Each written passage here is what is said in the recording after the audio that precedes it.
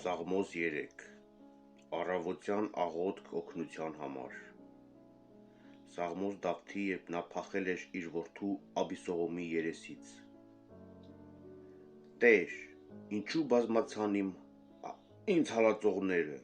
և շատերը ելան իմ դեմ Շատերն էին ասում իմ մասին Սա փրկություն չունի իր Աստծուց Բայց դու, Տեր,